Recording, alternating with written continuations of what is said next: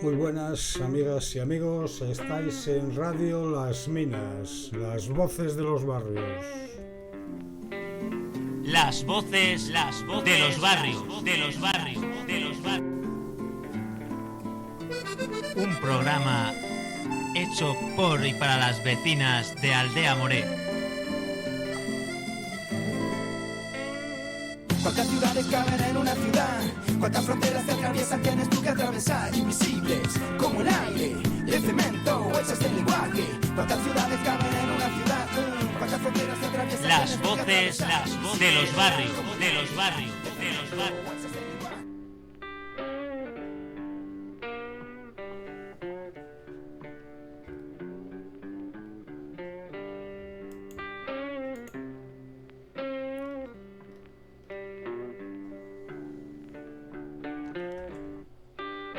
Buenos días, recordaros una vez más que estamos en aldeamoret.com y en las redes, en Twitter, Telegram, Facebook, Instagram, Mastodon con hashtag y @aldeamoret.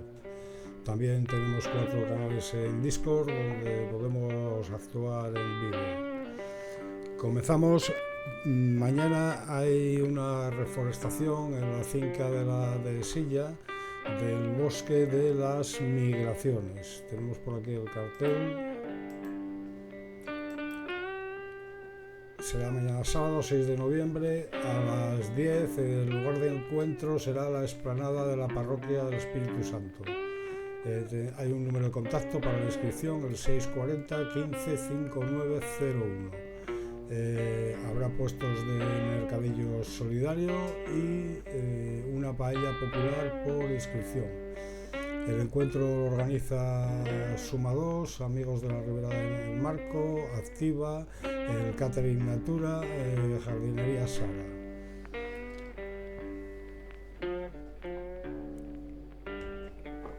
Y ahora comenzamos con la dejadez de la Junta de Extremadura, que venimos denunciando desde el 2004, cuando la Asociación Sociocultural de Aldea Moret acudió a los pisos con la Asociación de Derechos Humanos para denunciar el abandono de la Junta de Extremadura.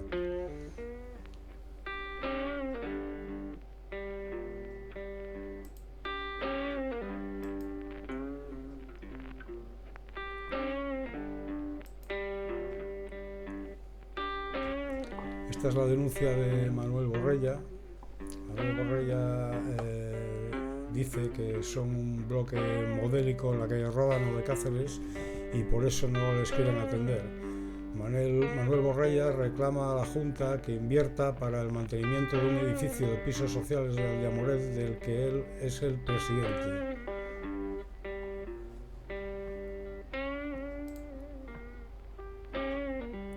Estoy luchando porque vivo aquí, comenta. Esta afirmación la repite varias veces resignado Manuel Borrella, presidente de la comunidad de vecinos del bloque 1 de la calle Ródano, en Aldea Moret.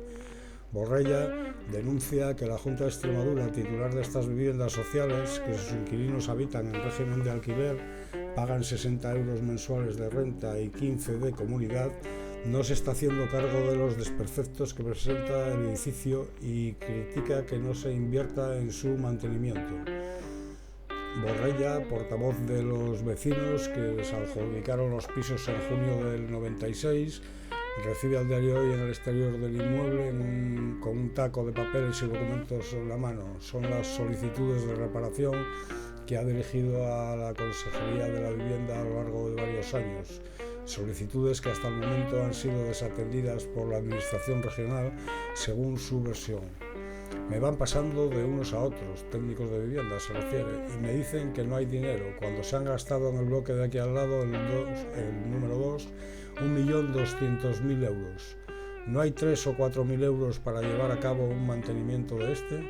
Estoy viendo todos los días los pisos en reparación y no nos toca absolutamente nada, se lamenta indignado. Borrella cree que el hecho de que su comunidad de vecinos sea cívica y ejemplar En una calle especialmente castigada por el vandalismo y la ocupación ilegal de pisos, la razón por la cual la administración no atiende sus reclamaciones. Somos un bloque modélico, la referencia del barrio, y nos sentimos desasistidos. Cuando hay una visita institucional, los políticos siempre vienen aquí y nos señalan como ejemplo de integración, afirma el presidente, que se encarga de que las zonas compartidas permanezcan limpias y cuidadas. Cabe recordar que de patios comunes de esta misma calle y de otras aledañas con problemas de convivencia como Juan García García se han sacado camiones llenos de basura y desperdicios que sus inquilinos arrojan, y que en alguna comunidad se ha llegado a no poder usar el ascensor porque lo habían reventado. La Junta ya desalojó hace 4 años a los vecinos del bloque contiguo, el número 2, para acometer la reforma integral que precisaba y entregar los pisos a familias necesitadas que ya están desistiendo de ellos. En cuanto a los deterioros del bloque 1, sobre los que quieren que la administración actúe, se encuentran unas grietas, como se ve en la fotografía, que se están abriendo en 2 esquinas de la fachada y que, según relata Borrella, han provocado humedades en algunas viviendas de este edificio en el que viven 27 familias. Técnicos de la Consejería de Vivienda han comprobado que no se trata de grietas, sino de una línea de ladrillos rotos, según ha indicado la Junta a Diario Hoy. El presidente enseña el estado de la barandilla de acceso trasero al bloque y los barrotes de hierro de las puertas principales que están oxidados. No pedimos que pinten todos los meses, pero al menos si cada 2 años pintaran y realizaran un mantenimiento sería otra cosa. Los ladrillos vistos de la fachada están llenos de grafitis y se quejan de que no los borran. Ha propuesto el edil de Participación Ciudadana David Santos que diseñen un mural decorativo en el que se involucren los vecinos, así lo conservarán mejor. Del interior del inmueble han arrancado varias puertas de los rellanos de las plantas y solicita que sean repuestas. La escalera tiene manchas de agua fuerte de cuando hicieron la última limpieza general y hay que pintarla. Tenemos una cuota baja de comunidad y no puedo pedir derramas continuamente, confiesa. La Junta es responsable, subsidiaria y tiene que hacerse cargo, reclama el vecino, al que un accidente de tráfico le jubiló anticipadamente. Al presidente le preocupa sobremanera tener bloqueado el acceso al cuarto de contadores. La administración ha soldado la puerta para evitar enganches ilegales de luz, una práctica habitual en algunas comunidades del barrio, y Borrella teme que si se produce alguna avería o accidente, los vecinos corran peligro. No me hago cargo si hay muertos, advierte. Sobre esta petición de la Junta señala que se va a restablecer la puerta del cuarto eléctrico, que permanecerá cerrado, y le entregarán una llave al presidente. En cuanto al resto de las demandas, afirman que son actuaciones estéticas que se abordarán en los futuros planes de conservación. Desde el año 2006, la Asociación Sociocultural de Amoret lleva denunciando esta situación. En una rueda de prensa que se dio el 26 de junio de 2006, en la campaña extremeña Guetos No, la Asociación Sociocultural de Amoret convocaba a prensa para apoyar y solidarizarnos con la petición hecha por la Asociación para el Progreso de San Lázaro de Mérida, el vicepresidente de la región, don Ignacio Sánchez Amor, como máximo responsable de la Agencia Extremeña de la Vivienda, el Urbanismo y el Territorio, para que destituya inmediatamente al presidente de la misma, el señor Corominas, y sus asesores, por ser los responsables de aplicar políticas que han promovido, provocado y creado retos en toda la comunidad autónoma extremeña, como es nuestro caso el de Amoret, pero también lo son San Lázaro, Los Colorines, La Data y muchos otros. Nos solidarizamos y apoyamos esta petición por compartir y vivir la misma situación que nuestros conciudadanos de la barriada de San Lázaro en Mérida. Una situación insostenible ante el abandono, prepotencia y desprecio ofrecido por la Junta de Extremadura, el Ayuntamiento de Cáceres y sus asesores que no quieren tener interlocutores, despreciando la labor y el trabajo que diariamente hacemos las asociaciones, plataformas y colectivos en Aldeamoret, y desoyendo nuestras quejas, propuestas con el único fin de proporcionar dignidad a las personas que aquí vivimos y a un entorno abandonado y maltratado. Somos los vecinos los que estamos luchando contra lo creado por la Junta de Extremadura y el Ayuntamiento de Cáceres. Errores arquitectónicos de sus edificios, patios baldíos y sucios, por no tener un uso específico y estar al aire libre de cualquier escalera, techos de chapa, etc. Abandono de sus funciones como propietarios de las viviendas, creando degradación en las mismas y en las personas que la ocupan al incumplir su obligación de repararlas y conservarlas dignamente. Consecuencia de este deterioro visible por el estado de abandono de los edificios que contribuyen a la imagen y el paisaje de toda la barriada es la de aplicar la política chantajista de no reparar nada si no se está al corriente de pago, ligando el deber del inquilino de pagar con el deber del propietario de mantener y conservar digna la vivienda. Si un inquilino no paga, llévalo al juzgado. Han permitido un caos de conductas irregulares e ilegales, asaltos, cambios, conductas delictivas, etc., sin poner ningún tipo de freno, aplicando la política de desoír a los vecinos y mirar para otro lado, convirtiendo estos barrios en auténticos guetos que sirven de cobertura protectora a todo tipo de hechos delictivos, abandonando a sus vecinos a su suerte, que somos las verdaderas víctimas de este despropósito, provocando la huida de muchas parejas jóvenes que no soportaron tanta degradación, creándoles más precariedad. Pero hoy apelamos a la solidaridad y el apoyo de todo el conjunto social de Cáceres para que no permita que en el siglo XXI, desde una institución de gobierno como es la Agencia Extremeña de la Vivienda, salgan políticas que abandonen y discriminen sectores de población y los relegue a vivir en guetos. Pedimos a nuestros conciudadanos que miren un momento a su alrededor más cercano y se informen mejor de por qué existen estos guetos y el interés de las instituciones en dar y transmitir siempre la misma imagen de ellos en un intento de tapar la incompetencia y el fracaso de las políticas aplicadas durante 23 años en estos mal llamados barrios marginales, y que Paco Muñoz, presidente de la Asociación para el Progreso de San Lázaro, llamaba muy acertadamente en su artículo publicado en prensa el 15 de junio del 2006, guetos políticamente correctos.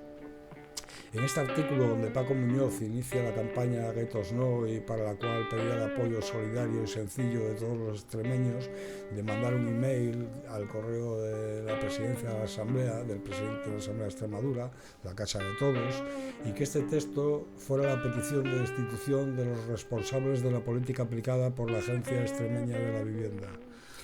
No lo dejéis pasar. Contribuir a la dignidad de Aldeamoret y los llamados barrios marginales es contribuir a vivir en un Cáceres más seguro y abierto.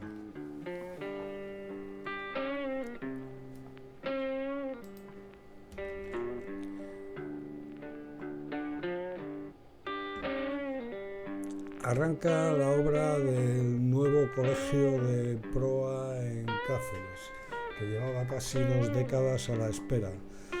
El centro de Casa Plata tendrá una superficie útil de casi 6.000 metros y los trabajos durarán al menos 2 años. La Asociación Sociocultural de Aldeamoret recogió en su día más de 5.000 firmas para la permanencia del centro de proa en el barrio.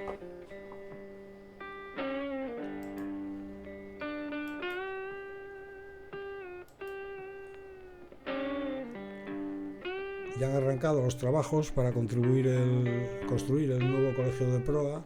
El pasado 23 de septiembre se firmó el acta de replanteo, un documento de carácter oficial que supone el hecho y el inicio de la obra y que comienza a correr los plazos para su ejecución.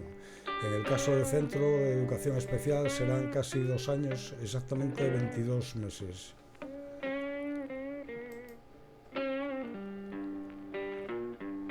El 21 de enero del 2017, la Asociación Sociocultural sacó un nuevo comunicado sobre el colegio, sobre la permanencia del colegio de proa en Aldeamoret en la misma ubicación. Con este comunicado anunciamos el relanzamiento de la campaña social que hace casi 1 década llevábamos a cabo. Nos referimos a la campaña social Proa es Aldeamoret, presentada en el año 2007. De nuevo, la campaña cobra sentido por lo siguiente. Una vez más, nos vemos obligados a mostrar nuestro rechazo a las intenciones de desmantelar las escasas infraestructuras educativas con las que cuenta el barrio obrero de Aldeamoret. En noviembre del año en curso, los colectivos que suscriben este comunicado hemos tenido constancia acerca de las nuevas intenciones de la Administración Regional de construir un nuevo centro de educación especial PROA en Maltravieso, Casa Plata. Una decisión radicalmente distinta de la que ya se había adoptado hace años, construir el nuevo centro de educación especial de PROA en Aldeamoret. Este comunicado tiene como fin reivindicar la urgente construcción de un nuevo centro de educación especial PROA. Al cabo de tantos años, nos sorprende que la Administración Regional todavía no haya sido capaz de construirlo. Por otro lado, seguimos creyendo a día de hoy que el lugar ideal para acoger ese nuevo centro tiene que seguir siendo Aldeamoret. Y ya que PROA siempre será Aldeamoret. Por todo lo expuesto, a lo largo de enero del 2017 dimos a conocer las acciones que dieron contenido a la campaña social PROA sigue siendo Aldeamoret. Esto se firmó el 17 de diciembre del 2016 por la Asociación Sociocultural de Aldeamoret y la Asociación de Vecinos 1 de Mayo.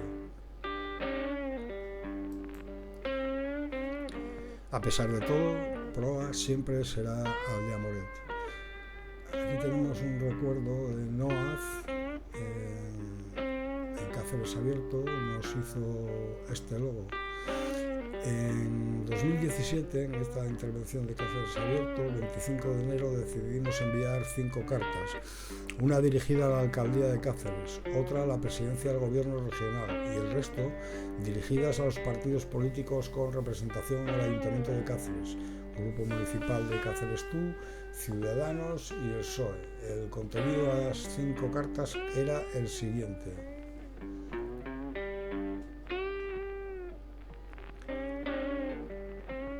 A perro flaco todos son pulgas, o lo que es lo mismo, Aldeamoret. En este documento vienen recogidas las razones por las que nos hemos visto obligados a relanzar la campaña social PROA Aldeamoret. En la segunda parte del documento aparecen unas conclusiones a modo de preguntas. A este respecto, le emplazamos a usted a un encuentro público en el que podríamos celebrar en el barrio de Aldeamoret. El fin de dicho encuentro sería el siguiente: desvelar algunos interrogantes acerca de por qué en 10 años aún no se ha construido el nuevo centro público de educación especial PROA y dar a conocer las razones que desconocemos que han motivado el rechazo del barrio de Aldeamoret para ubicar la construcción del nuevo centro de PROA. Ciudadanos y Cáceres Tú nunca respondieron a nuestra carta. Respecto al grupo municipal del PSOE, si bien no respondió por escrito a la carta desde finales del 16 hasta primeros del 17, mantuvimos con ellos algunas conversaciones respecto a PROA. Fueron ellos los que nos recordaron la decisión que se había tomado en la Asamblea de Extremadura por parte de todos los partidos políticos. Habían decidido construir un nuevo centro público de PROA, pero fuera de Aldeamoret. De alguna manera, en la asociación nos encontrábamos en una fase de denegación, pero la realidad se mostraba ante nuestros ojos con toda su crudeza. Respecto a la Alcaldía de Cáceres y a la Presidencia del Gobierno Regional, esto es lo que nos vinieron a contar a través de cartas. Por un lado, mostraban interés en participar en el debate propuesto, pero por otro lado, nos contaban que la decisión de construir un nuevo centro público de PROA en Casa Plata respondía al diálogo, acuerdo y entendimiento entre la comunidad educativa afectada, el equipo directivo de PROA y su AMPA, su claustro de profesores y su consejo escolar, y entre los partidos políticos con representación en la Asamblea de Extremadura. Decisión aprobada el 15 de septiembre del 2016 sin un solo voto en contra. El papel del Ayuntamiento de Cáceres en la actualidad era ultimar los detalles para ceder los terrenos necesarios para la construcción del nuevo centro.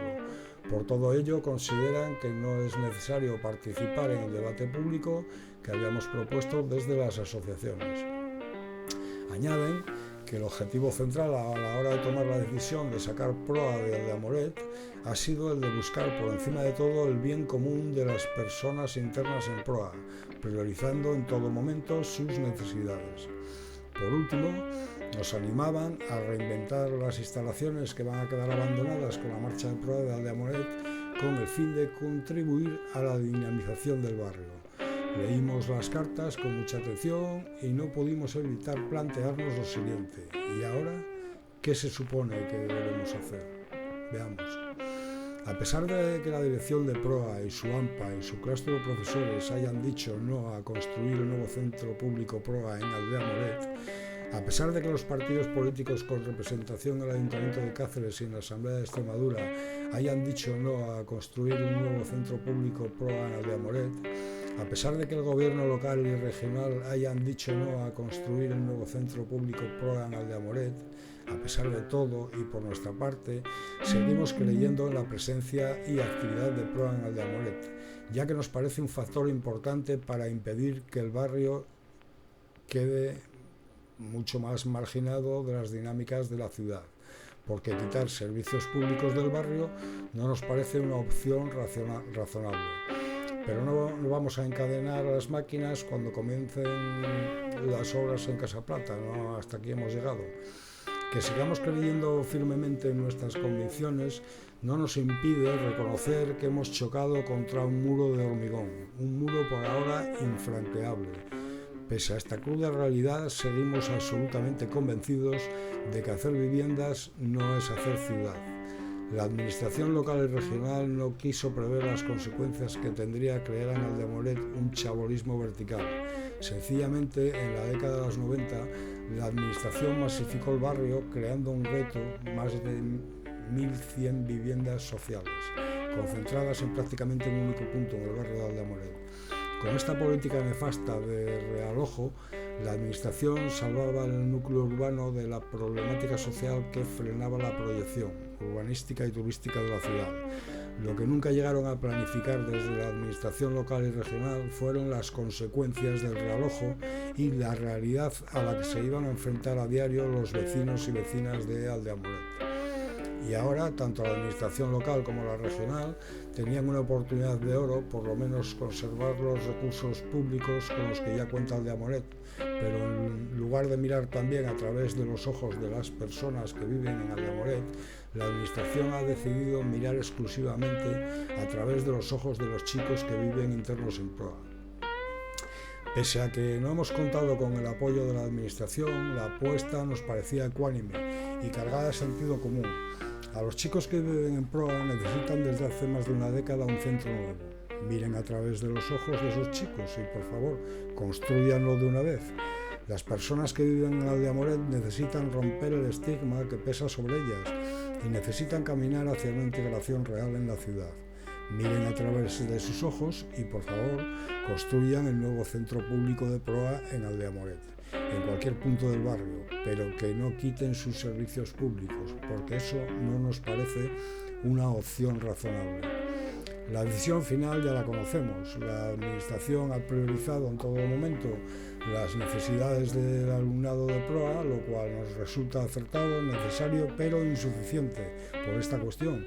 ¿Por qué la administración, una vez más, no ha tenido en cuenta las necesidades de las personas que viven en Aldea Moret? Desde hace más de una década venimos dinamizando nuestro barrio desde la cultura y haciendo propuestas de mejorar a la administración, como el caso de mantener los recursos públicos con los que ya se cuenta. A pesar de eso, ¿cuál es la recompensa para el barrio? Suprimir lo que ya existe, como es el caso de PROA, e invitarnos a reinventar las instalaciones actuales que van a quedar abandonadas con la marcha de PROA y darle así el mejor uso posible a las mismas para que contribuyan a la dinamización del barrio. Toda una paradoja, pero ya puestos y desencantados, propondremos a la administración local y regional la creación de servicios para el barrio y para la ciudad, como por ejemplo una escuela-taller, un albergue juvenil con el ánimo de ligar el turismo de la vieja minería de la Ruta de Plata, un centro de día para personas mayores, una residencia para personas mayores.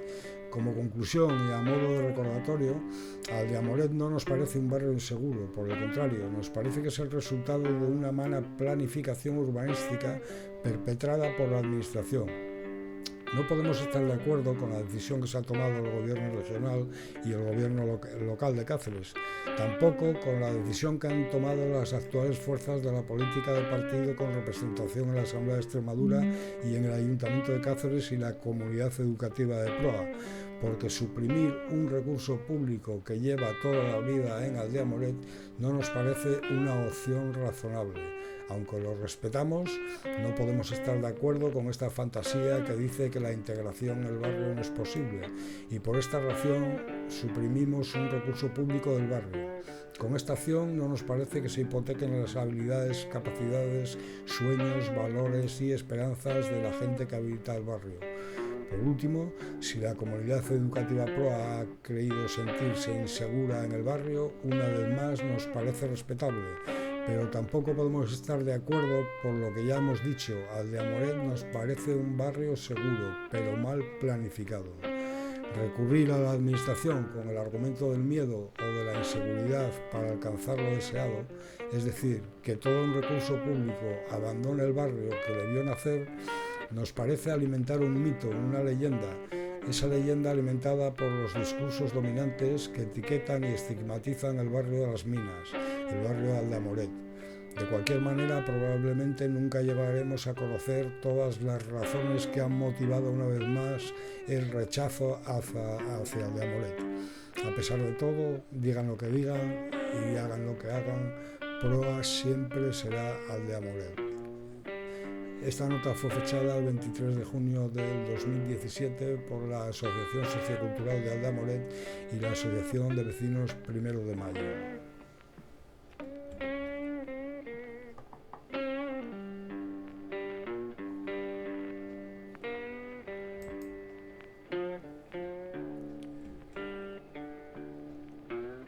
La delegación del Ejército Zapatista de Liberación Nacional de Chiapas, México, llega a Cáceres y estará en Aldea Moret. Han bautizado su viaje como Gira por la Vida. La Asociación 1 de Mayo reflexionará con los zapatistas intercambiando experiencias. El 11 de noviembre pasearemos con ellas por el Calerizo Industrial, el poblado minero y el barrio.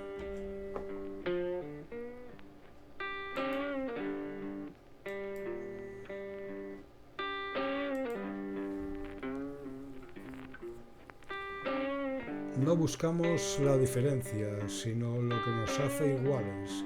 La misión zapatista que llega a Europa a través del puerto de Vigo. Una delegación del Ejército Zapatista de Liberación Nacional de Chiapas, México, inicia este fin de semana en Galicia un largo viaje político por el continente con el objeto de retomar las calles, sí, pero para luchar. Internacionalistas con el color de la tierra, 20 años de la marcha zapatista. El pasado octubre, desde las montañas del sureste mexicano, el Ejército Zapatista de Liberación Nacional emitió un comunicado dirigido, entre otros destinatarios, las personas honestas que residen en todos los rincones del planeta. Lo firmaba el subcomandante insurgente Moisés y decía: iremos a decirle al pueblo español dos cosas sencillas. 1.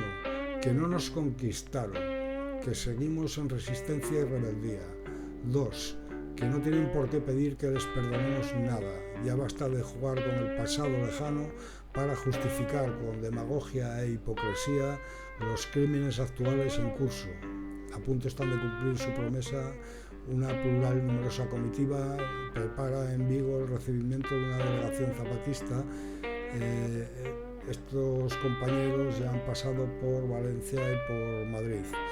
Hace casi 2 meses que el Escuadrón 421 zarpó del puerto de la Isla Mujeres, en Quintana Roo, en México, a bordo del buque La Montaña. Lo componen 4 mujeres, Lupita, Carolina, Ximena y Yuli, 2 hombres, Bernal y Darío, y una persona no binaria, María José, para la que usan el sustantivo de Otroa. La tripulación es alemana.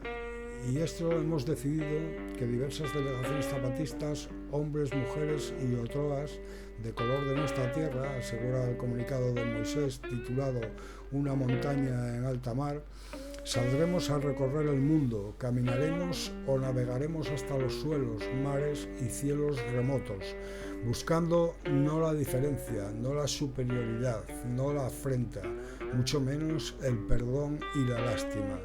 Iremos a encontrar lo que nos hace iguales. Han bautizado su viaje como Gira por la Vida.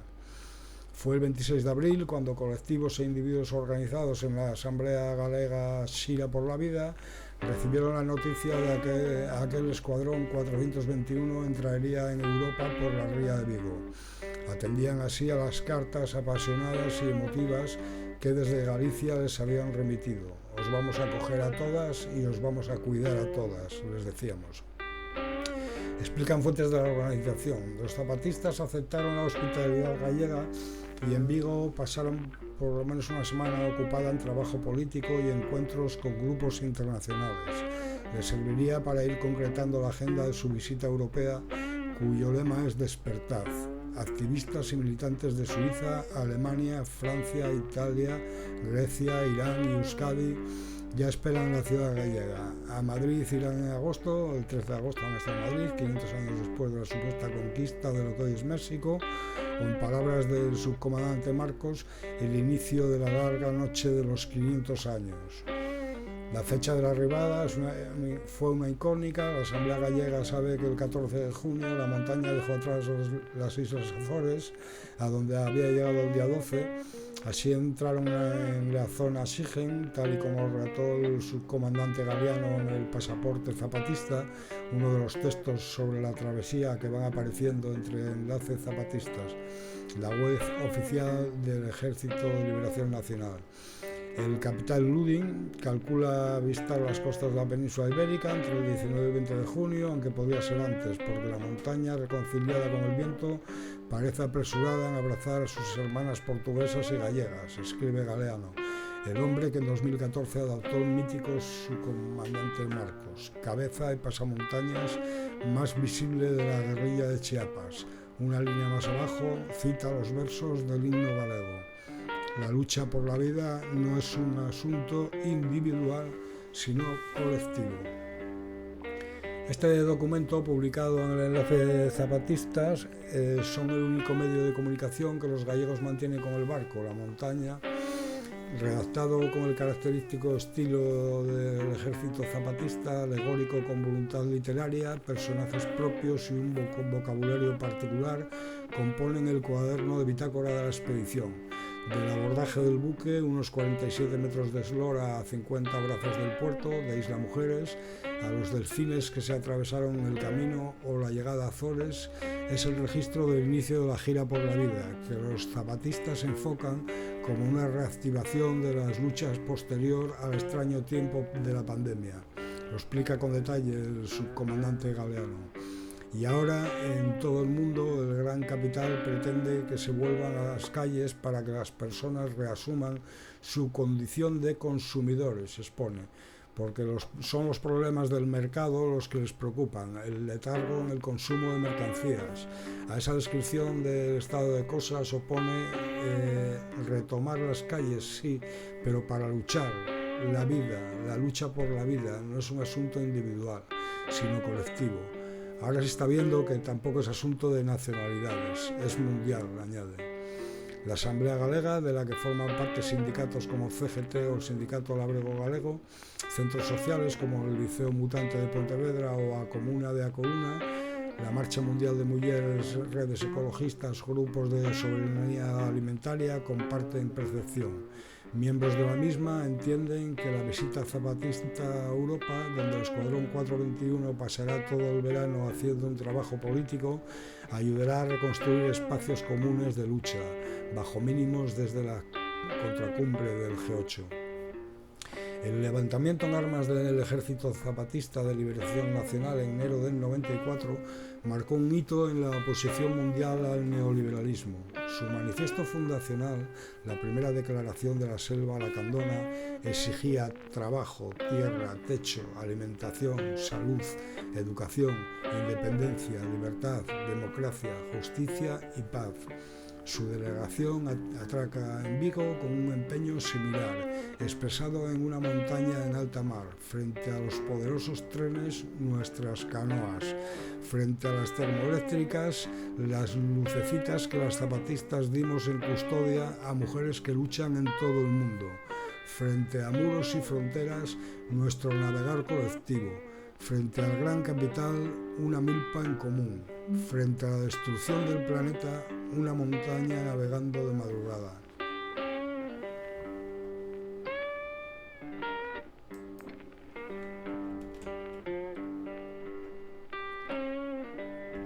Y ahora vamos a visualizar un documental.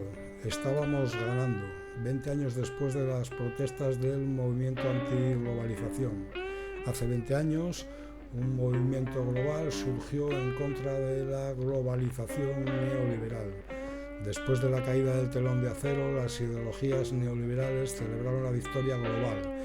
Instituciones como el G8, la Unión Europea, el Banco Mundial, el Fondo Monetario Internacional tenían el mandato de impulsar despiadadamente las políticas de privatización y libre comercio en todo el mundo.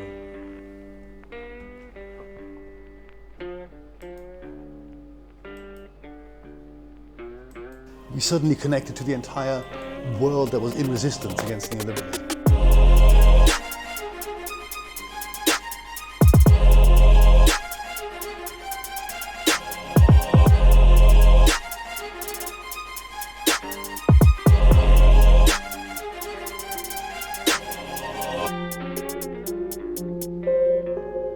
With the 90s starting, you had the end of history. There is no alternative.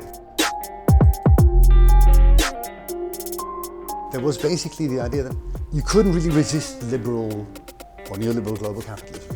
The idea was resistance is futile.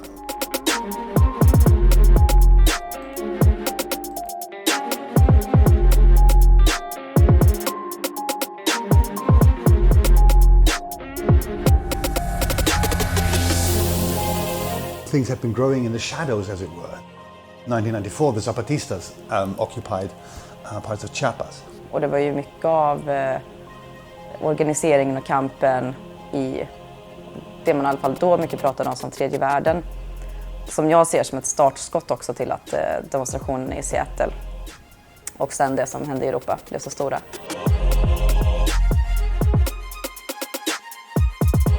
Den kampen som zapatisterna började, den påverkade och inspirerade jättemånga.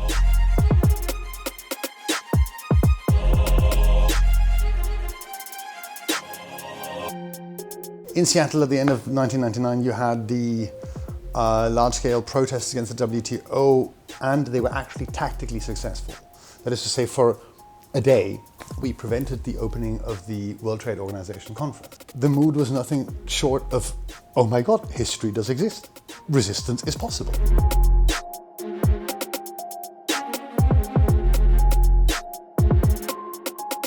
If you take Francis Fukuyama's dictum of the end of history as one of the starting points of the 90s, then the end point is us in Seattle shutting down the WTO, coming out of nowhere and saying other worlds are possible.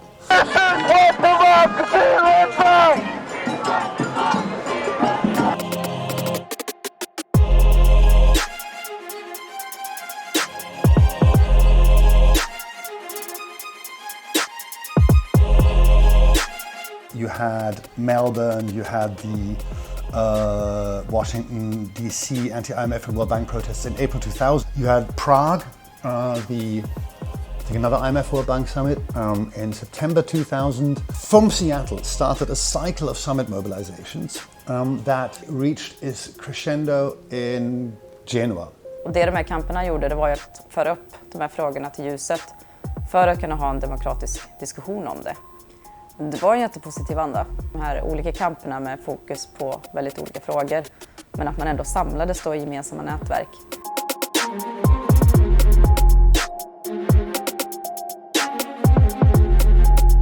Remember this feeling of massive empowerment, of growing beyond yourself individually and becoming part of a global struggle at that very moment. A demonstration is a collective body, and an action is a collective body in motion that tries to do something. Our movement was spreading globally. There was intense delegitimation of neoliberal institutions. They were definitely on the back foot. My friends and I called it the time when we were winning.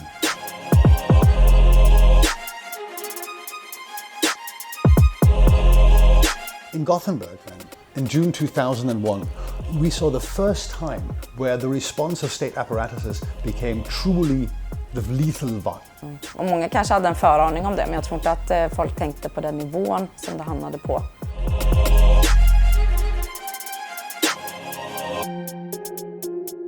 Så jag tror efter det så var det väldigt många som förstod att det här toppmötet kanske kommer gå i en annan riktning än vad man tänkt från början.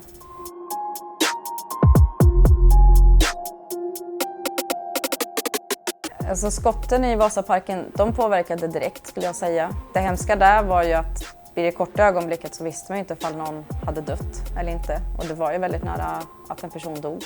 Och sen blir det först lite senare att man också börjar reflektera att svensk polis har faktiskt skjutit mot sina egna medborgare under en demonstration. The state apparatus' response turned lethally violent even in the north, which we then saw a month and a half later in Genoa, where Carlo Giuliani actually was murdered by the crew.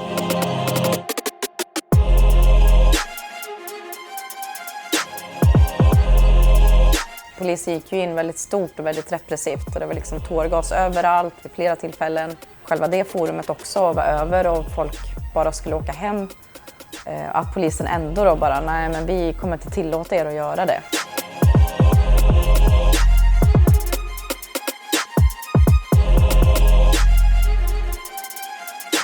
At that point, I really don't know what would happen. I mean, it's possible that sort of suddenly, if those demonstrations had continued, and if we had continued to sort of been the focus of media attention and therefore also grow and grow, it's possible that you would have had a proliferation of armed struggle campaigns in the cities in the global north again. And I remember being truly frightened.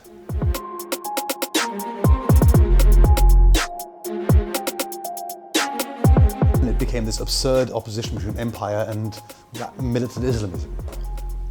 Between Bush and bin Laden. Det blev en helt annan repression över hela världen. När man pratar bara toppmötesprotester så märktes det att liksom det dynade ut.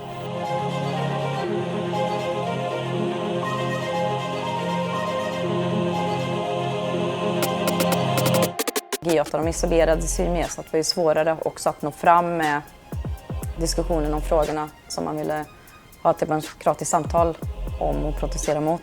Civil liberties were massively curtailed.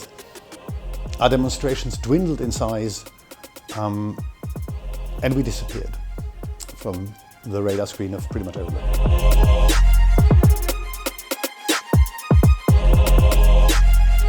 In a way, the demonstrations continued. Like the auto-globalization movement disappeared from the headlines, but not necessarily the movement as such. Men jag tror att den lokala organiseringen blev någonting som många vände sig till och såg som starkare. Man tog det positiva från globaliseringsrörelsen och hade en vändning till vardagen med frågor.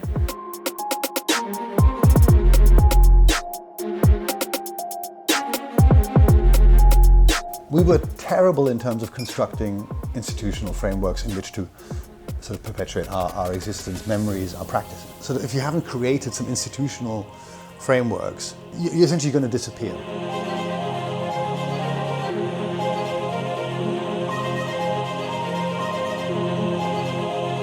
Det tycker jag också att de kamperna på den tiden handlade väldigt mycket om att det var massan som var ett vapen, vita overallerna, som jag ändå också var väldigt inspirerat av och kom från zapatisterna, så här, att det är inte en person som är synlig, vi är alla samma. Och det är ju någonting som jag tror att många tagit med sig senare. Neoliberalism both won and didn't win. It didn't win insofar as the financial crisis 2008 showed its bankruptcy as a policy project. While the movement didn't really win any policy victories, they created a sort of network of globally connected cadre who would, for example, later be really important in the emergence of the global climate justice movement. As with many movements, the traces were sort of fine lines in the sand, but they were still relevant. That they were not very visible, but they would still later on become effective in other movements. Jag skulle säga att den bästa erfarenheten från toppmötesprotesterna är att allt är möjligt. Att det var en optimism och det var en möjlighet som fanns. Däremot så tror jag att allt går i cykler. Så.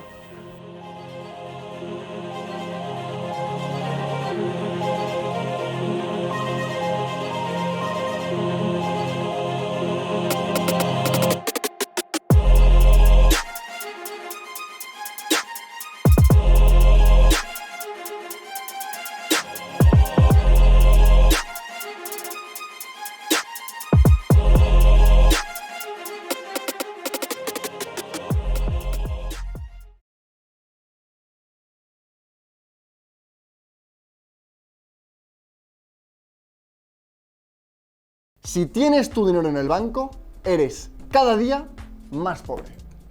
Por frases como esta, este libro... Pero cuando convocaron sus cumbres en ciudades como Seattle, Gotemburgo y Génova, se enfrentaron a protestas masivas, inspirándose en los zapatistas y otras luchas en el sur global.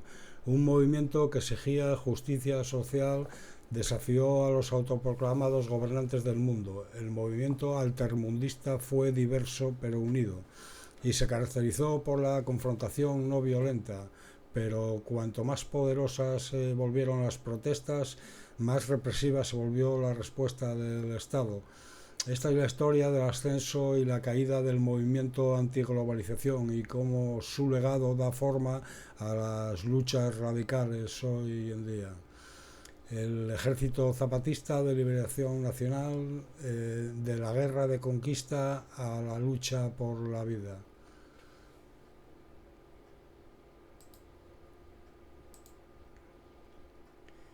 ...529 años después del descubrimiento de América, los pueblos mayas zapatistas llevan un mensaje a todo el mundo. La supervivencia de la humanidad depende de la destrucción del capitalismo. El 12 de octubre del 1492, Cristóbal Colón, al mando de 3 barcos, llegó por error a lo que hoy conocemos como las Bahamas, en la América insular. No fueron los primeros viajeros en encontrar el Nuevo Mundo. Siglos antes ya habían llegado poblaciones vikingas y otras provenientes de Asia. Colón y compañía querían ir a las Indias para establecer nuevas rutas de comercio y de paso satisfacer sus aspiraciones de ascenso social. Colón murió pensando que habían llegado a la India. Lo que siguió después fue una larga y brutal e insuficiente guerra de conquista. Brutalidad que incluso mereció la denuncia de personajes como Fray Antonio Montesinos y Fray Bartolomé de las Casas. Los datos sobre las poblaciones originarias que existían antes y después de la guerra son muy variados. Problemas de fuentes, de método y también ideológicos influyen en las investigaciones. Sin embargo, los estudios más serios coinciden en una disminución considerable de la población originaria producto de la violencia de las enfermedades y de las hambrunas, principalmente un genocidio sin lugar a duda. El descubrimiento de América supuso un paso fundamental para el desarrollo del capitalismo.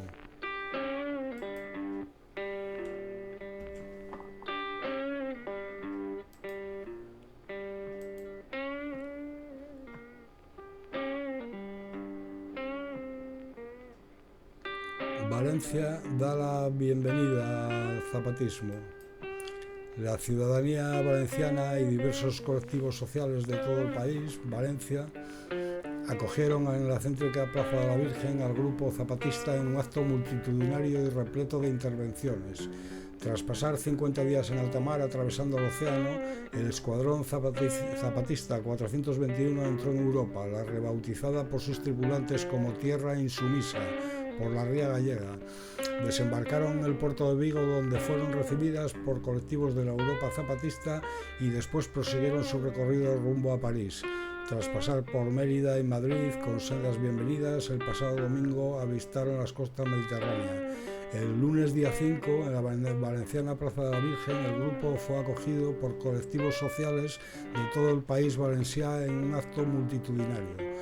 Rodeadas por un cordón de seguridad para proteger a las compañeras de la amenaza del COVID-19, llegaron saludando a la plaza, donde fueron recibidas con entusiasmo.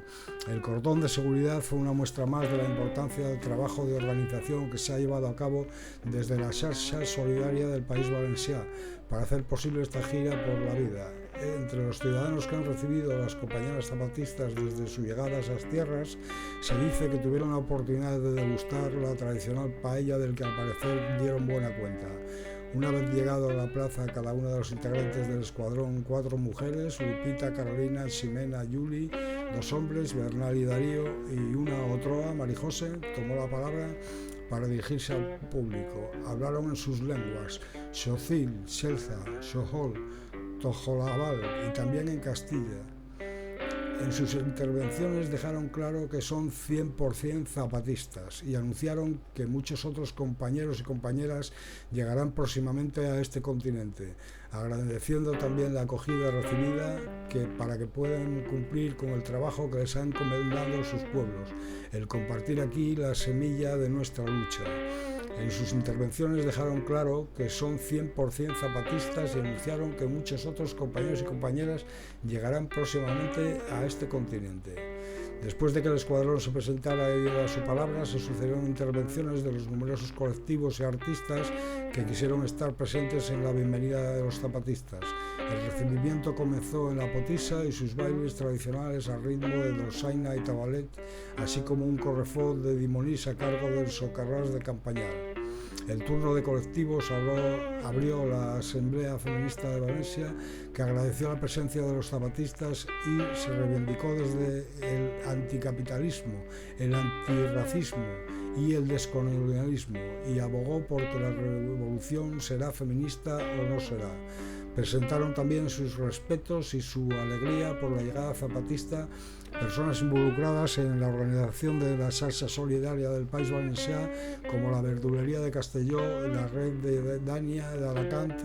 Esta última recordó en su intervención la llamada a la sociedad civil de la Sexta Declaración de la Selva Lacandona en 2005 y relacionó el mensaje zapatista aludiendo a un mundo nuevo que llevamos en nuestros corazones, que contaba Durruti, para despedirse del escuadrón con un "están en su casa, ojalá que así lo sientan".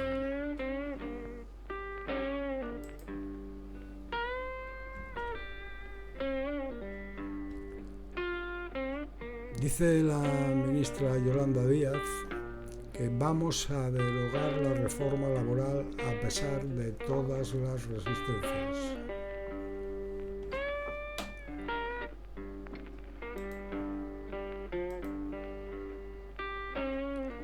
La ministra de Trabajo ha lanzado un mensaje a Nadia Calviño después de que se haya hecho con el liderazgo de las negociaciones de esta reforma clave, avalada por Pedro Sánchez. Vamos a derogar a pesar de todas aquellas personas que estén donde estén, jamás han querido derogar y alterar el modelo laboral de precariedad que ha impuesto la derecha en nuestro país. La querella contra Batet y la reforma laboral abren una gran crisis en la coalición del gobierno.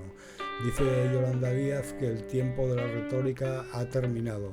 Ahora tocan hechos y no palabras. La ciudadanía no quiere la política que no cumple, que dice una cosa y luego hace la otra. En estos hechos me encontraréis, ha defendido Yolanda Díaz, que ha advertido con un contundente que el tiempo de la retórica ha terminado. La ministra de Trabajo ha subrayado que su compromiso con el gobierno de coalición es total, pero insistiendo en esa idea de la política de los hechos y de cumplir con los compromisos. Derogar la reforma laboral es defender la democracia y el estado del bienestar, insistió Yolanda Díaz. Vamos a culminar esta tarea que ya está muy avanzada, ha recordado la vicepresidenta segunda, que ha insistido en que la legislación se lleva negociando con seriedad y rigor en la mesa del diálogo social desde el pasado 17 de marzo. Este ha sido otro mensaje a la vicepresidenta Calviño, que aseguró que la negociación de la legislación está por iniciarse y redujo el trabajo de 5 meses del equipo de Yolanda Díaz a contactos preliminares.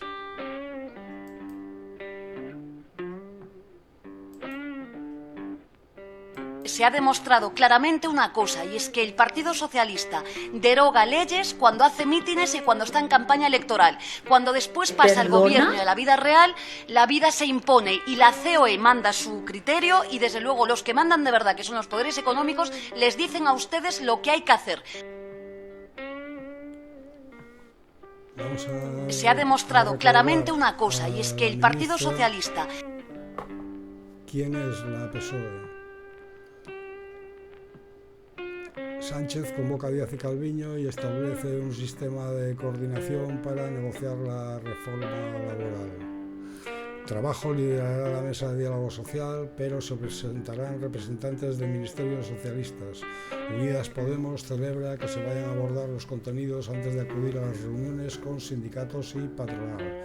Yolanda Díaz pide a Sánchez que lidere la negociación de la reforma laboral y Moncloa responde que ya lo hace.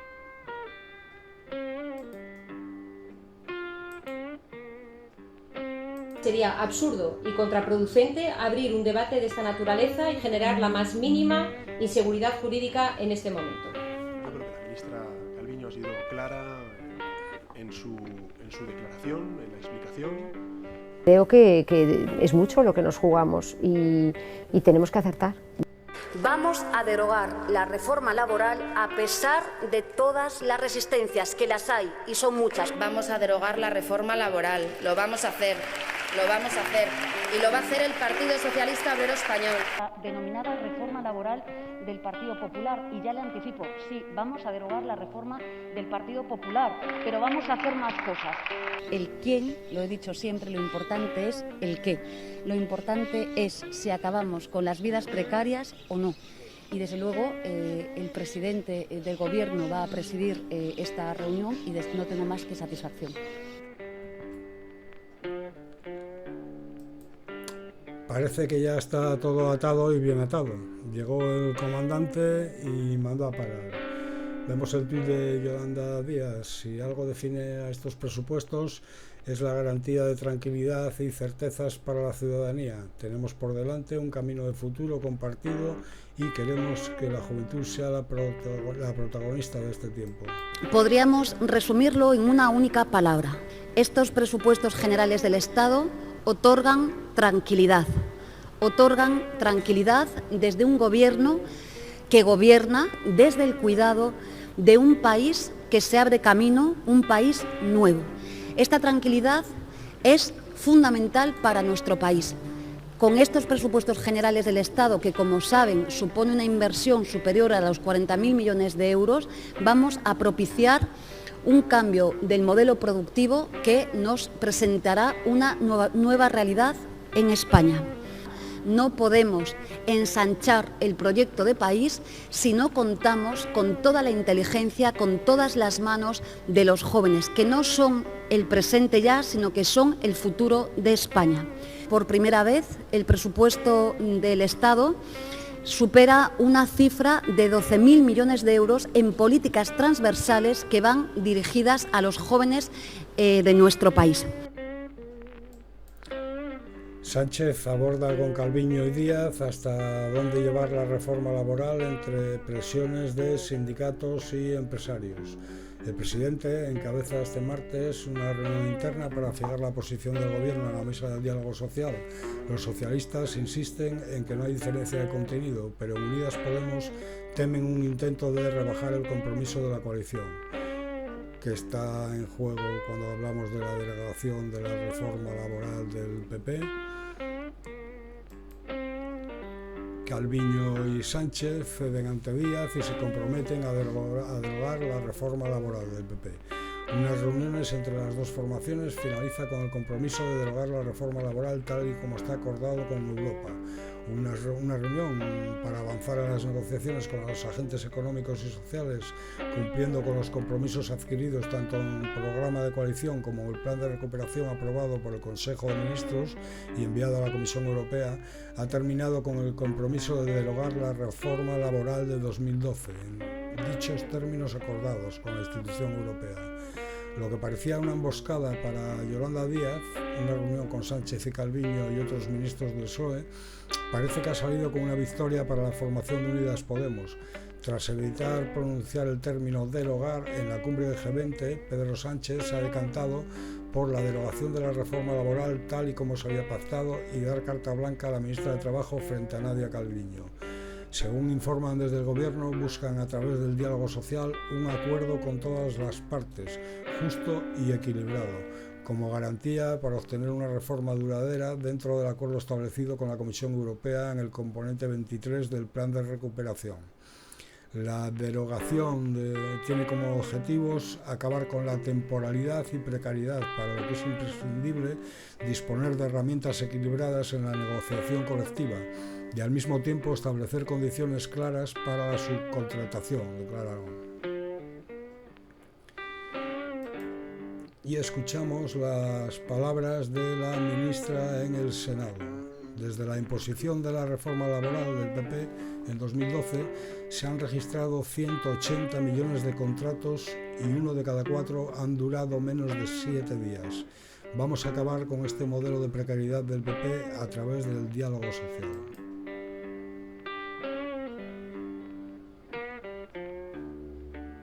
Ignorancia acerca de cómo se aprobó la reforma laboral del Partido Popular, de su partido.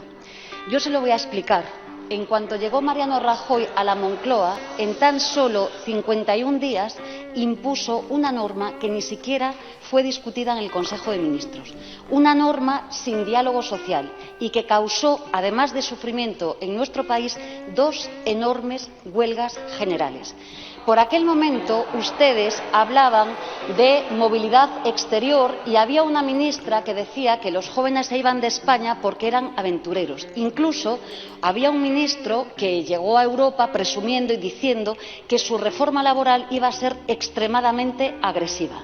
En aquellos tiempos, señoría, había una diputada, se apellidaba Fabra, que se burló de los parados y paradas de nuestro país, cuando peor lo estaban pasando. Y fíjese, me alegra que por fin usted lo reconozca, porque desde que se aprobó en febrero el Real Decreto Ley 3/2012, conseguimos tasas de récord de paro en España, 6.278.000 parados, la tasa de paro del 27% y de paro juvenil del 56%, señoría, gracias a su reforma del Partido Popular. Señoría, guarde silencio, por favor. Pero además, señoría, supongo que tendrá interés, desde febrero del 2012 hasta el día de hoy se han registrado en el SEPE 180 millones de contratos temporales, 45 veces más contratos que personas con contrato laboral en España.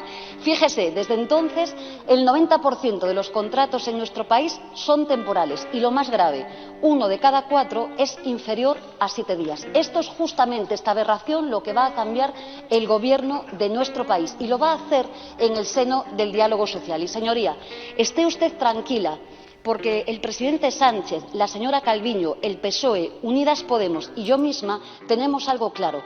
Vamos a acabar con los errores de la política laboral del Partido Popular y vamos a mejorar la vida de los trabajadores y trabajadoras en nuestro país. Vamos a ver ahora a Martín Pallín, ex magistrado del Supremo, sobre el caso Alberto Rodríguez y la justicia. La coalición de gobierno vive sus momentos más tensos por culpa a la decisión de la presidenta del Congreso y diputada del Partido Socialista, Meritxell Batet. La gota que ha colmado el vaso ha sido la decisión unilateral de Batet de retirarle el escaño al diputado de Podemos, Alberto Rodríguez, a pesar de que los letrados del Congreso concluyeron en un informe que la condena no obligaba a que Rodríguez dejara su escaño. Como el que les habla ha estudiado Derecho, intentaré ser riguroso en los términos. Para empezar, el diputado canario de Unidas Podemos, Alberto Rodríguez, fue condenado por la mera declaración de un policía que incidía en multitud de contradicciones y cambios de versión. Sin pruebas, sin testigos, sin imágenes, por la declaración de un policía, lo que rompe de facto el principio de presunción de inocencia, algo básico en el derecho penal. Alberto Rodríguez fue sentenciado a una pena de prisión de 1 mes y 15 días, sustituida por multa de 540 euros, y la inhabilitación especial para el sufragio pasivo durante 1 mes y 15 días.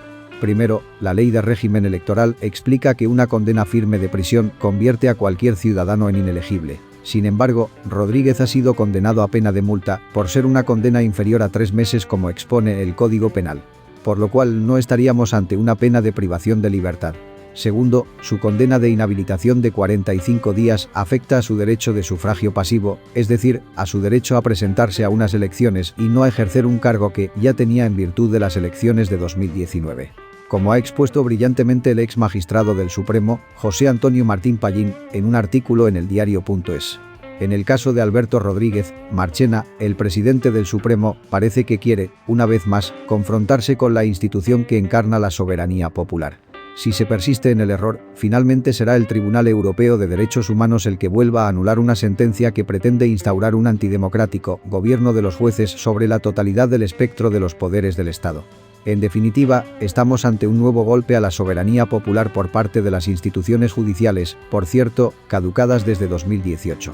Si tuvieran algo de dignidad estos señores de toga, dimitirían, pero no parece que vaya a ser el caso.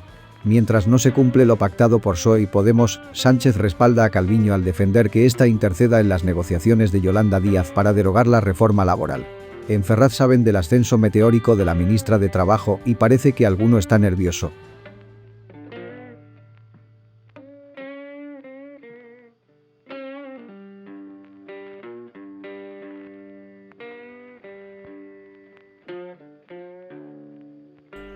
La CODAP denuncia al juez Marchena por prevaricación.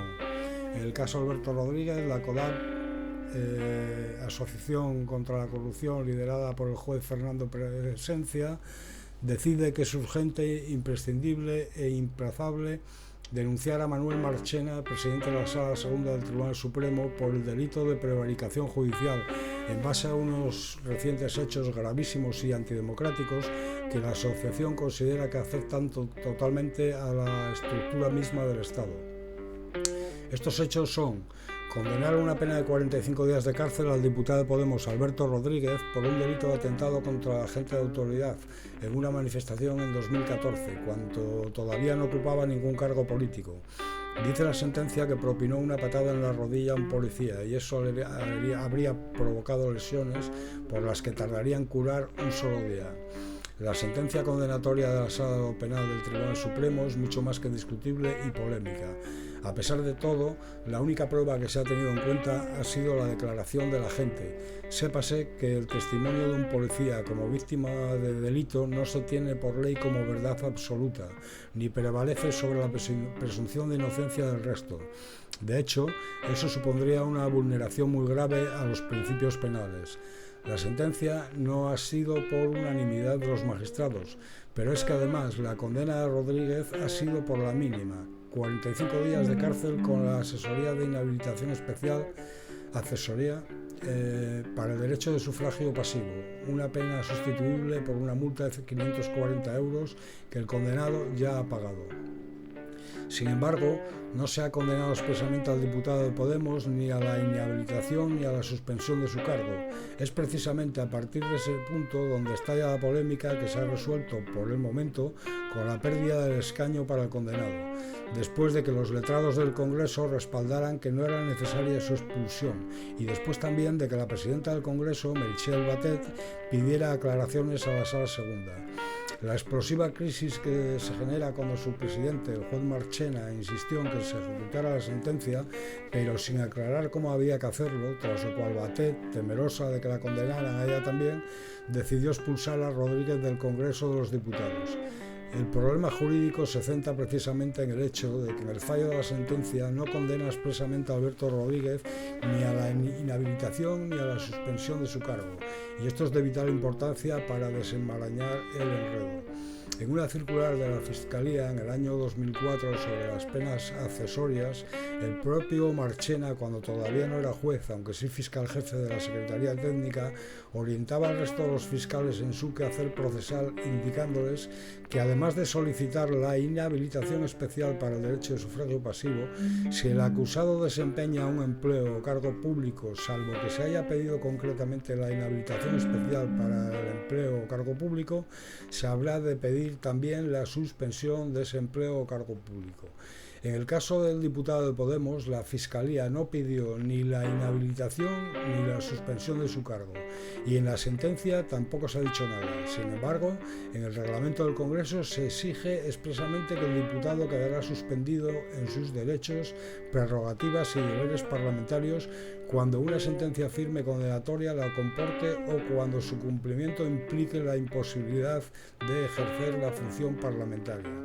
Y aquí precisamente es donde el enredo jurídico y cuando en verdad comienzan los graves problemas legales para Marchena, porque le ha exigido a la presidenta del Congreso de los Diputados que expulse de la Cámara a Roberto Rodríguez, a sabiendas de que la orden era ilegal, porque la condena no comportaba la inhabilitación y suspensión del cargo, ni tampoco existía pena de prisión alguna que se le imposibilitara al diputado de Podemos el ejercicio de la función parlamentaria.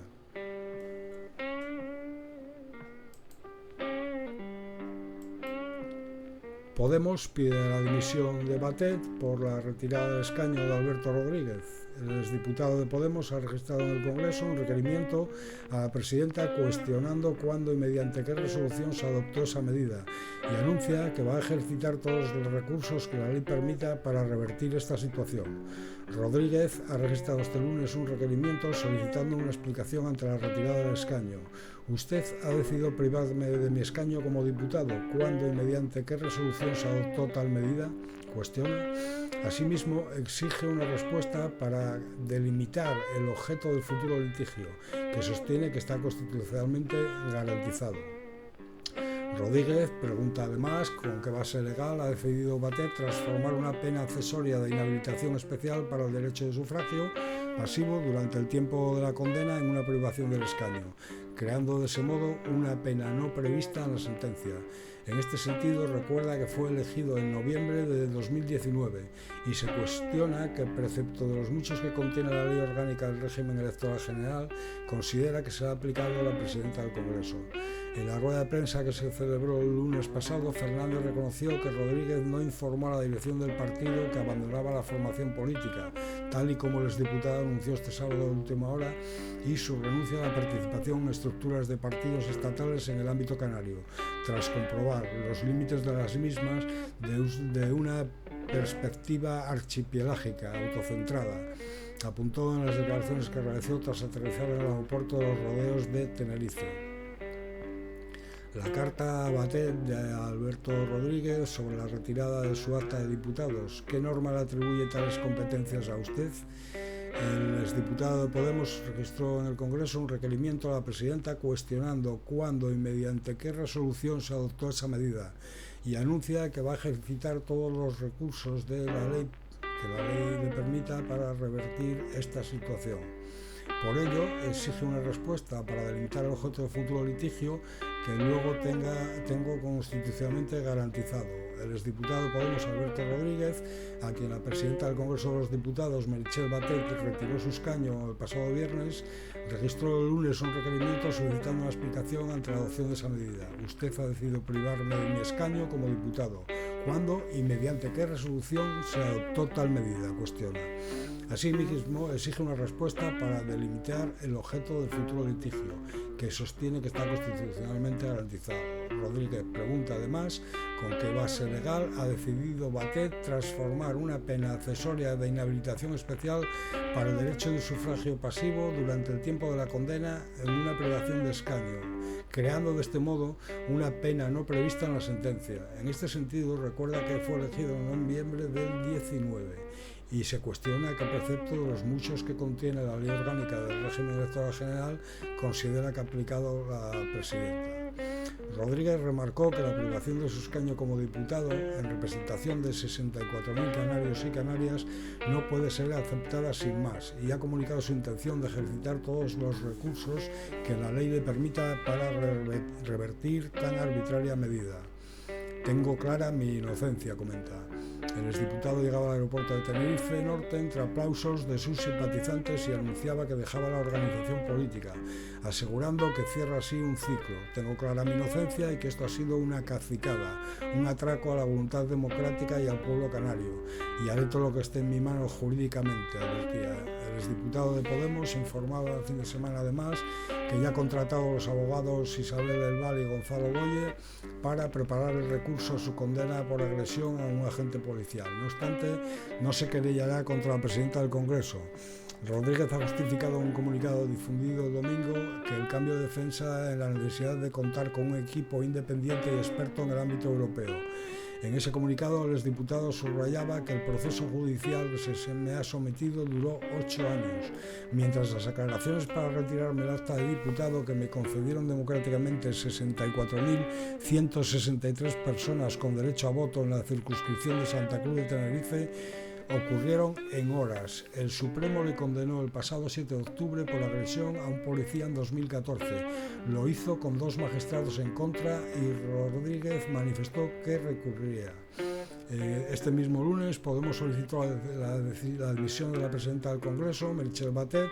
Así lo expresaron reiteradas veces los portavoces de la formación, Ione Belarra, Isabel Serra y Pablo Fernández.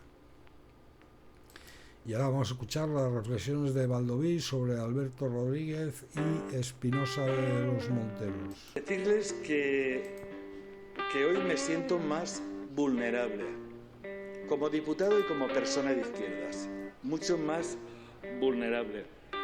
Me siento también dolido, porque un buen diputado hoy estará en su casa y otro diputado portavoz de un partido político condenado por fraude de acreedores estará hoy justamente aquí dando una rueda de prensa.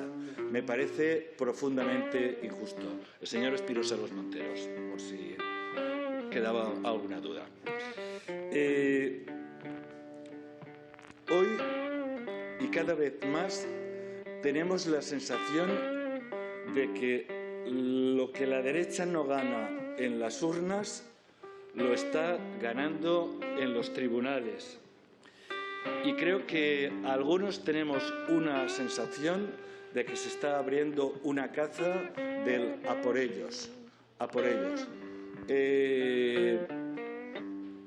Hay que quitarse de encima a todo aquel que pueda molestar.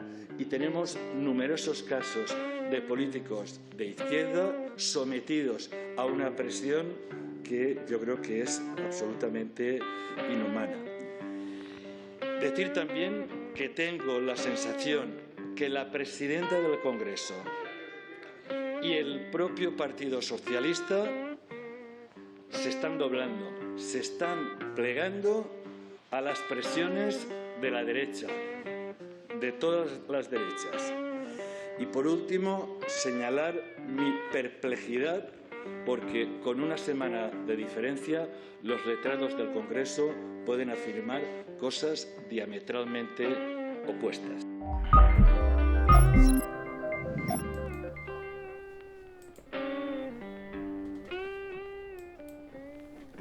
En maldita.es. Prueba ahora los servidores. La persona que está pateando a un policía en la imagen no es el exdiputado de Unidas Podemos, Alberto Rodríguez. La fotografía está manipulada. Se ha viralizado una imagen a través de redes sociales y canales de mensajería como WhatsApp en las que aparecen supuestamente el exdiputado de Unidas Podemos, Alberto Rodríguez, golpeando a un policía que se encuentra tendido en el suelo. La imagen se comparte con el siguiente mensaje.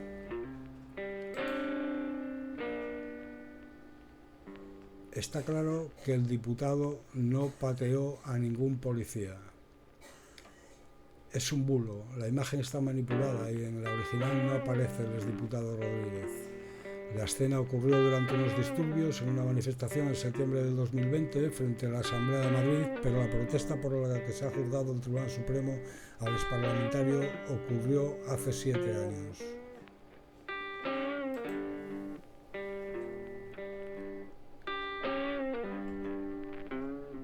Y ahora vamos a ver algo que se nos escapa también, las oposiciones del Banco de España.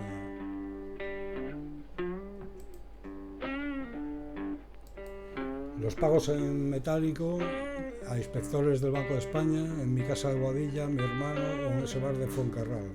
El diario.es ha sido testigo directo de los pagos en metálico de los opositores a un alto cargo y 2 inspectores del supervisor bancario. Uno de ellos interrumpió la grabación de las clases para explicar su sistema de cobros que tiene lugar en sus domicilios particulares, bares y un coworking.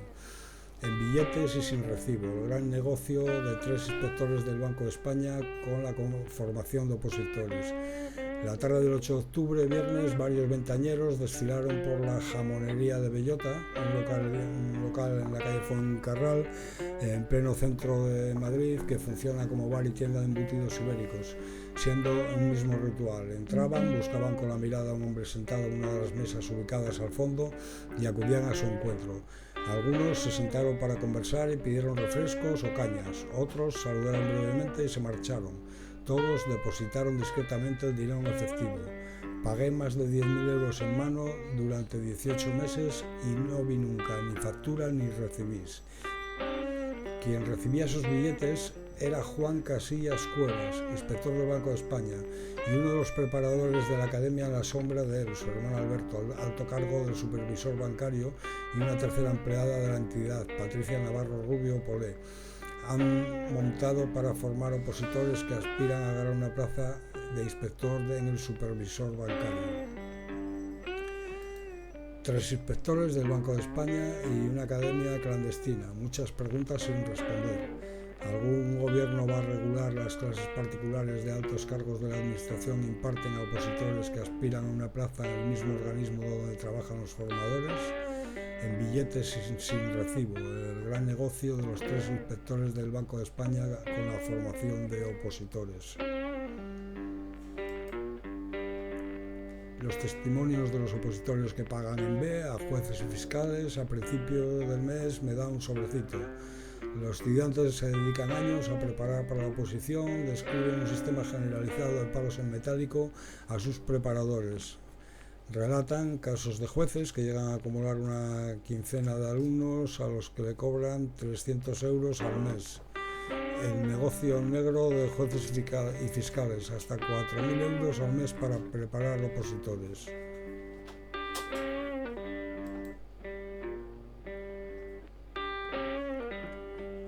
El Constitucional de Bélgica aleja la extradición de Valtonyc al fallar que la libertad de expresión ampara los insultos al rey. El Tribunal de Apelación de Gante, tras el fallo de la cuestión prejudicial elevada al Constitucional que tumba la ley belga de ofensas al rey de 1847, tiene previsto decidir sobre la extradición del rapero el próximo 23 de noviembre. El cantante huyó a Bélgica en 2018 después de que la Audiencia Nacional lo condenara a 3 años y medio de prisión por los delitos de injurias a la corona, enaltecimiento del terrorismo y humillación a las víctimas por las letras de unas canciones que escribió en 2012.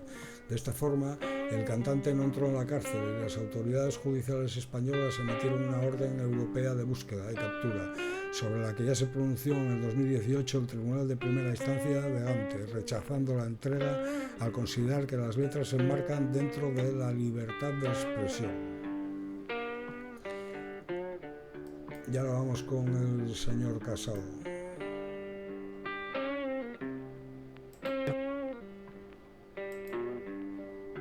El coste electoral ha sido y es tremendo, y el daño para la urgente alternativa que necesita España es inasumible.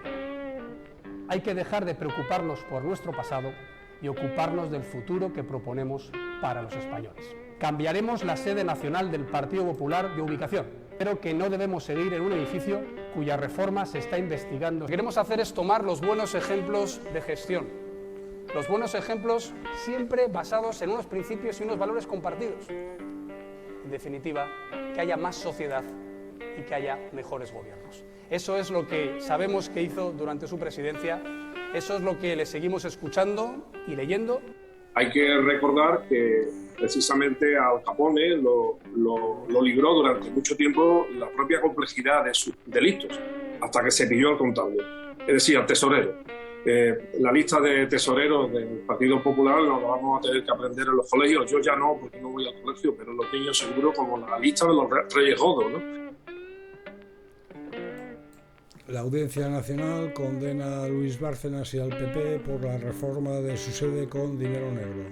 El tribunal considera que el partido de Casado, responsable civil subsidiario de 123.669 euros por el impago de un impuesto de sociedades en 2007 de la empresa que realizó las obras, impone otros 2 años de cárcel a Bárcenas y vuelve a dar por acreditada la contabilidad paralela del PP, como ocurriera con el fallo de la Gürtel.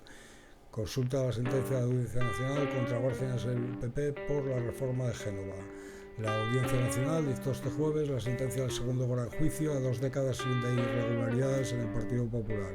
El fallo recalca la existencia de una caja B en el partido con el que se pagó parte de las obras de la sede nacional en la calle Génova en Madrid y condena al principal acusado, el extesorero Luis Bárcenas, a 2 años de prisión. El tribunal condena al PP como responsable civil subsidiario de 123.669 euros por el impuesto de sociedades de Unifica de 2007. El PP, sobre su condena a la caja B: ya hemos dicho todo lo que teníamos que decir, dicen. La verdad judicial choca, por tanto, con los testimonios en el juicio de los máximos responsables del partido entre 1990 y 2018 que comparecieron como testigos, entre ellos los expresidentes José María Aznar y Mariano Rajoy y los exsecretarios generales María Dolores de Cospedal, Ángel Acebes, Javier Arenas o Francisco Álvarez Cacos. con diferentes fórmulas. Todos negaron haber conocido la existencia de una contabilidad paralela en el partido y haber recibido los supuestos pagos a su nombre escamoteados a Hacienda que recogen los papeles de Bárcenas, pero 6 testigos sí reconocieron haber percibido el dinero que aparece en los manuscritos del tesorero. La tercera sentencia de la Caja B entierra una década de negacionismo del PP. La sentencia por el pago de la reforma de Génova con dinero negro de los empresarios insiste en una contabilidad paralela ocultada al Tribunal de Cuentas. Los presidentes Mariano Rajoy y José María Aznar negaron su existencia durante el juicio. La dirección de Casado asegura que no tiene nada que decir. Casado pide al PP tomar ejemplo de Sarkozy, condenado por corrupción. El presidente del PP declaró que es un honor contar con el expresidente de Francia en la tercera jornada de la convención del partido en Madrid. Sarkozy recibe una nueva condena por corrupción un día después de que Casado lo pusiera como ejemplo. El expresidente francés Nicolas Sarkozy ha sido condenado por financiación ilegal de su campaña electoral de 2012. Es la segunda sentencia que recibe por corrupción en 7 meses, después de que en marzo hubiera sido condenado por corrupción y tráfico de influencias. La segunda condena contra Sarkozy llega 24 horas después de que el expresidente participara como invitado estrella en la tercera jornada de la Convención Nacional del PP. El presidente del partido, Pablo Casado, compartió el miércoles escenario con él en el Auditorio Reina Sofía de Madrid. Desde allí pidió a todo su partido seguir el ejemplo de Sarkozy, el ejemplo de la corrupción. El tribunal francés ha considerado que quien fuera jefe de Estado entre el 2007 y 2012 se benefició de un sistema de doble contabilidad puesto en marcha para poder superar los límites del gasto impuestos por la ley francesa. Este nuevo revés judicial se produce 7 meses después de que Sarkozy fuera condenado en primera instancia a 3 años de cárcel, 2 de ellos exentos de cumplimiento y el otro en arresto domiciliario por corrupción y tráfico de influencias. Dios los cría y ellos se juntan.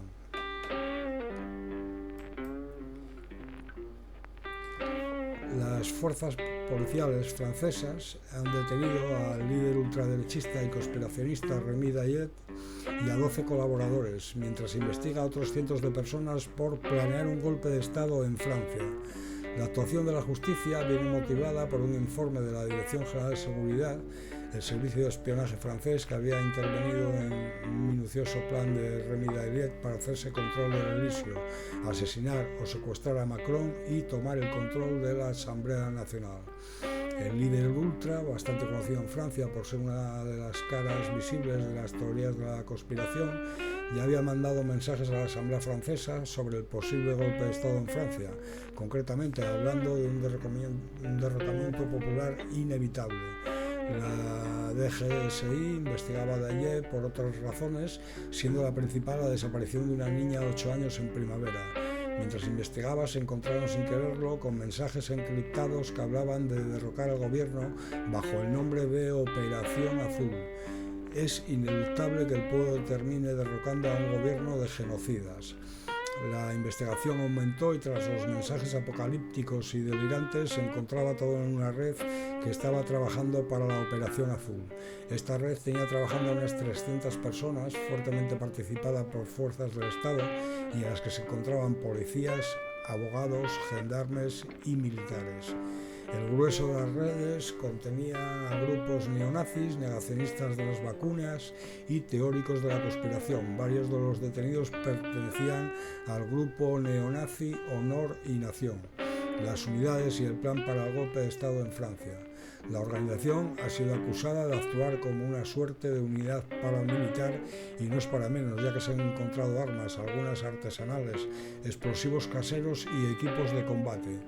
Militares retirados de entrenamiento de combate de las distintas células, la organización se encontraba ya jerarquizada y dividida en 2 organizaciones.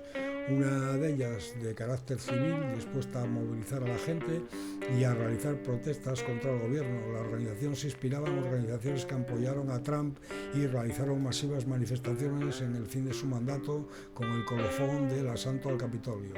La otra era la línea militar, con más de 300 integrantes, coordinada a su vez por 36 capitanes regionales y dirigidos por 2 soldados profesionales, preparada para el plan que culminaría con el intento del golpe de Estado en Francia. Las fuerzas se dividían en 3 unidades tomando el nombre de tropas napoleónicas: Voltigeurs, Grenadiers y Assaillants. Entre sus planes se encontraba la localización de explosivos en una logia masónica, atentados contra centros de vacunación o derribar antenas 5G. La base teórica de la actuación de estas unidades se basaba en la lucha contra las medidas anti-COVID, las teorías de la conspiración como la pandemia o el 5G. El grupo estaba fuertemente influenciado también por la teoría de conspiración Canon. ¿Quién es Rémy Daillet?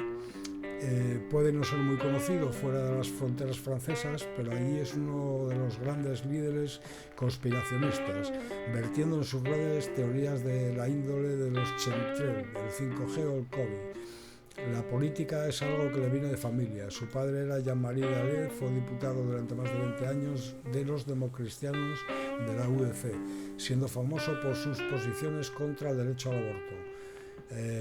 Heredaría el carácter político y los valores de su padre, radicalizándose y convirtiéndose en un furibundo ultraconservador defensor de los valores tradicionales. La gran diferencia es que Daillet abandonaría la senda de la democracia y se lanzaría a organizar sus propias redes clandestinas para llevar a cabo sus ideas, culminando en el plan para un golpe de Estado en Francia. Daillet ya estaba detenido en el caso Mía, en el que había organizado un secuestro de una niña de 8 años de su abuela.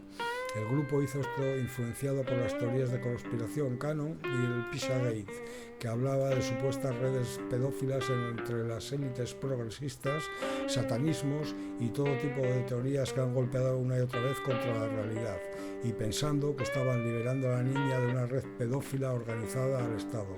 Él y parte de su numerosa familia, tiene 7 hijos, fue arrestado en Malasia, donde coordinaba las operaciones, y extraditado a Francia una vez sus permisos legales caducaron. Y para terminar, vamos a ponernos un vídeo de música celta que hemos disfrutado en Aldea Moret. Con esto os dejamos, os deseamos mucha salud y felicidad.